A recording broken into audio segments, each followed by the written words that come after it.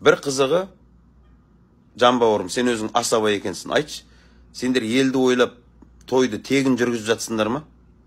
Бұл имамдар Құранды 5.000 теңге, 10.000 теңгеге оқиды екен, жарайды. Сендер бұндай сумаға тістеріңді де көрсетпейсіңдер ғой, бауырым-ау.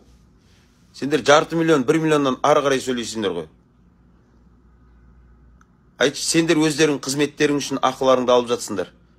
Бала-шаға бағуларың керек, дұрыс па?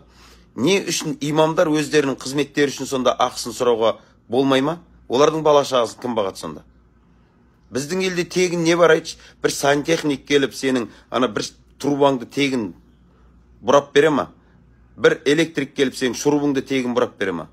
Бір сварщик келіп, 2 теміріңді сенің тегін қосып бере ма? Сваркілеп. Бәрі ақылыда. Не үшін, қалай ойлайсыңдар? Не үшін мешітте отырған имамдар тегін жұмыс істеу керек сонда?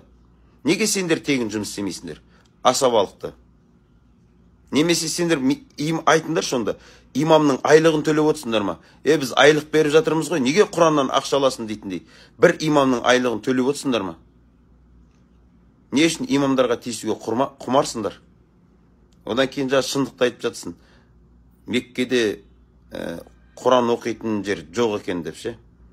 Енді көрген нәрсенің бәрі неге айтпайсың, бауыр? Шындықты айтсайшы. Меккеде 100% әйелдер орамал тағады екен, орамалсыз әйелдер жоқ екен деп айтты. Меккеде еркектер шортимен жүрмейді екен, әуретін ашып. Бәрі ұзын киеді екен деп айтты. Меккеде 70-80% еркектер сақал қояды екен деп айтты. 99.9% халқы намаз оқиды екен деп. Көргеннің бәрі неге айтпайсың? Сол түйгенің тек қана сол Құран оқитын жердің жоқ екені ма? Немесе ақыр мешіт жайлы айтып жатсың.